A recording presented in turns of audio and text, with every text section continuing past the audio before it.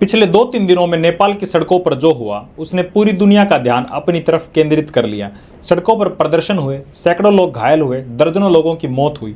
शाम होते होते यह प्रदर्शन और भी हिंसक बन गया। जैन जी यानी वो जनरेशन, वो बच्चे जिनका जन्म 1997 से 2012 के बीच हुआ, इस जनरेशन का अक्सर मजाक बनाया जाता है, मीम्स बनते हैं।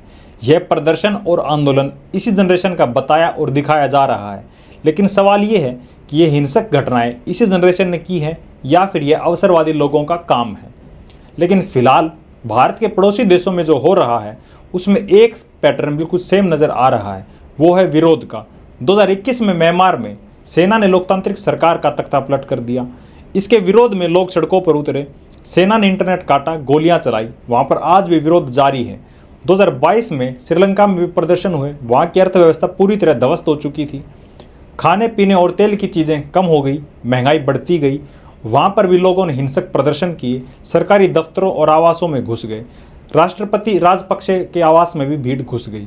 2024 में बांग्लादेश में बड़े स्तर पर प्रदर्शन हुआ, वहां पर बेरोजगारी और महंगाई आसमान छू रही थी। शेख हसीना सरकार पर दमन और भ्रष्टाचार के आरोप लगे, वहां भी प्रोटेस्ट को दबाने के लिए इंटरनेट काटा गया, लेकिन तब तक देर हो चुकी थी। प्रधानमंत्री को देश छोड़ना पड़ा। नेपाल भी उसी राह पर आगे बढ़ रहा था। वहां पर संसद भवन और कई राजनेताओं के घरों को आग लगा दी गई। नेपाल में 4 सितंबर 2025 को सरकार ने सोशल मीडिया प्लेटफॉर्म को बैन करने के नियम बनाए।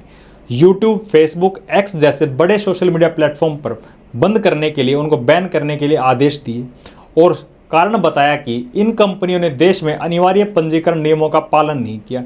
साथ ही तर्क दिया गया कि यह फैसला डेटा ट्रांसपेरेंसी और राष्ट्रीय सुरक्षा के लिए लिया गया है।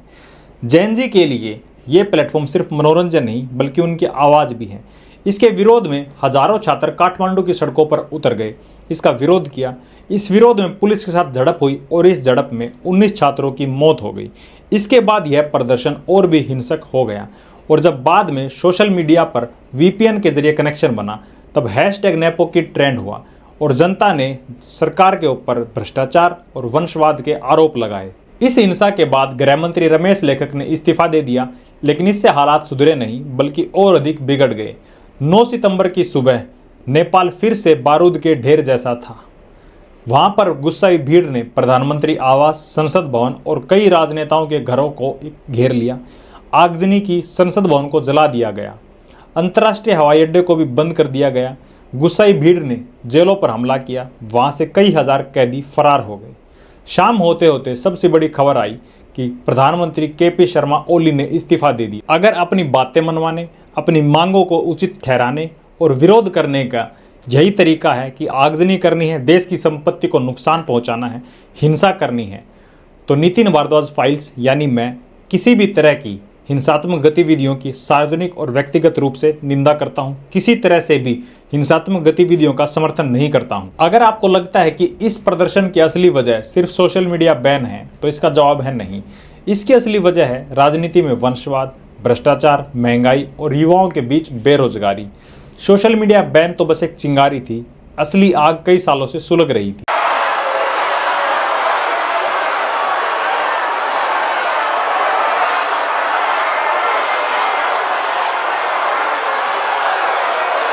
नेपाल में भ्रष्टाचार और राजनीतिक अस्थिरता लगातार बढ़ रही है। 2008 से 2025 तक 12 से अधिक बार प्रधानमंत्री बदले जा चुके हैं। भ्रष्टाचार, राजनीति में खींचातान और दल बदल नेपाल की राजनीति की पहचान बन चुके हैं और इस प्रदर्शन में सबसे अधिक युवा भी इसीलिए हैं क्योंकि नेपाल की जनसंख्या का 50% युवा ही हैं और यही युवा बेरोजगारी के कारण रोजगार की तलाश में अपने देश से पलायन करने को मजबूर हो जाते हैं।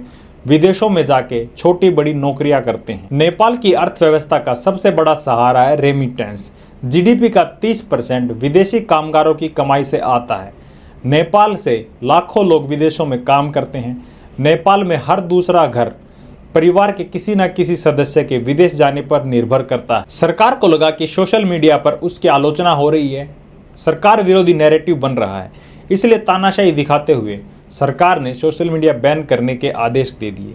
लेकिन इसका जोरदार विरोध हुआ और प्रदर्शन हुआ। नेपाल की इन घटनाओं का असर सिर्फ नेपाल के अंदर ही नहीं है। भारत, अमेरिका और चीन ने भी चिंता जाहिर की है और जाहिर करनी भी चाहिए। वहां पर किसी भी तरह की हिंसात्मक गतिविधियों को ना करने की अपील की है। नेपाल कोई अमीर देश नहीं है। वहां की जीडीपी लगभग 45 बिलियन डॉलर है। प्रति व्यक्ति आय $1400 से भी कम है। यानी वहां का आम आदमी बहुत कम आय पर अपना जीवन व्यतीत करता है और अपनी आय का एक बड़ा हिस्सा गवर्नमेंट को टैक्स के रूप में दे देता है। गवर्नमेंट उस टैक्स के पैसे से कोई डेवलपमेंट नहीं करती, कोई सुविधाएं नहीं देती, बल्कि भ्रष्टाचार ही फैलाती है। नेपाल की अर्थव्यवस्था मुख्य तौर पर कृषि और टूरिज्म पर डिपेंड करती है। कृषि भी परंपरागत तरीके से की जाती है, इसलिए वहां पर प्रोडक्शन भी कम होती है। नेपाल में पिछले 4 साल में 3 बड़े घोटाले हुए। 2021 में 54,600 करोड़ रुपए का घोटाला हुआ, 2023 में 13,600 करोड़ रुपए का घोटाला हुआ और 2024 में 69,600 करोड़ रुपए का घोटाला हुआ। इन सब से राजनेताओं ने अपनी जेबें भरी और आम जनता की जेबें खाली की। जनता के बीच बहुत ज़्यादा गुस्सा इस बात का भी है क्योंकि राजनेताओं के बच्चे ऐशो आराम की ज़िंदगी जी रहे हैं, बिना कुछ किए बड़े बड़े पदों पर बैठे हैं और नेपाल की आम जनता दिन रात मेहनत करके भी कुछ ज़्यादा नहीं कमा पा रही। पिछले 5 साल में ही 3 बार प्रधानमंत्री बदले जा चुके हैं। राजनीतिक अस्थिरता साफ दिख रही है। राजनीति से युवाओं का भरोसा पूरी तरह उठ चुका है। विदेशी दबाव भी एक फैक्टर रहा है। कभी अमेरिका तो कभी चीन का दबाव साफ नजर आता है। सभी सोशल मीडिया प्लेटफॉर्म्स बैन हो जाने के बाद भी टिकटॉक, जो कि चाइना की एक ऐप है, वो चालू रही। नेपाल की संसद से उठता हुआ धुआं पूरे दक्षिण एशिया के लिए चेतावनी है। बांग्लादेश, म्यांमार, श्रीलंका पहले ही विरोध झेल रहे हैं। क्या यह दक्षिण एशिया का अरब स्प्रिंग बन रहा है? नेपाल की सड़कों पर 4 चीजें हैं: धुआं, डर, गुस्सा और उम्मीदें। संसद पहले ही जल चुकी है, प्रधानमंत्री इस्तीफा दे चुके हैं और सेना कंट्रोल बनाए हुए है। नेपाल, श्रीलंका और बांग्लादेश की हालिया घटनाएं हमें यह दिखला रही हैं कि जनता किस तरह बदलाव चाह रही है और अगर अराजकता फैलाकर, हिंसा फैलाकर ही वह बदलाव चाह रही है तो उनमें और जिन सत्ताधारी सरकारों के खिलाफ वो प्रदर्शन और आंदोलन कर रहे हैं उनमें कोई फर्क नहीं रहेगा, क्योंकि हिंसात्मक गतिविधियों से बदली गई सरकारें हमेशा से दमनकारी और तानाशाही रही हैं। क्योंकि इन तानाशाह सरकारों को भी पता होता है कि इनका कभी भी तख्तापलट हो सकता है और इसलिए ये सरकारें और अधिक कठोरता से कदम उठाएंगी और जनता को कुचलने का प्रयास करेंगी।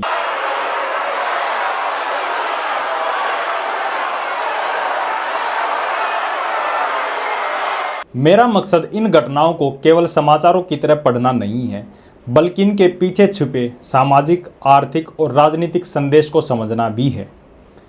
जब हम भारत के पड़ोसी देशों में हो रही इन घटनाओं को देखते हैं तब एहसास होता है कि लोकतंत्र सिर्फ सत्ता और चुनाव का खेल नहीं है, ये जनता की भागीदारी, अधिकारों और उम्मीदों की प्रक्रिया भी है। मेरा चैनल आपको हमेशा वही दृष्टिकोण देगा जो आपको तथ्यों के साथ सोचने और समझने को मजबूर करे।